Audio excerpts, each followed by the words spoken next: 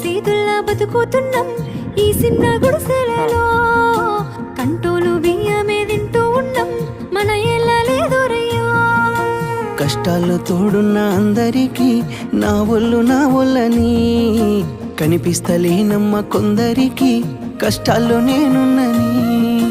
నా ఒళ్ళు నీ ఒళ్ళు ఏమున్నది అన్ని కాగితాల బంధాలు అవి.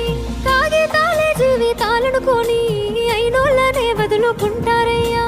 బాగుంటే 10 మంది వస్తారయ్యో చుట్టాలై మన ఇంటికి. లేకుంటే వదిలేసి పోతారయ్యో అయినోళ్ళే ముమ్మాటికి.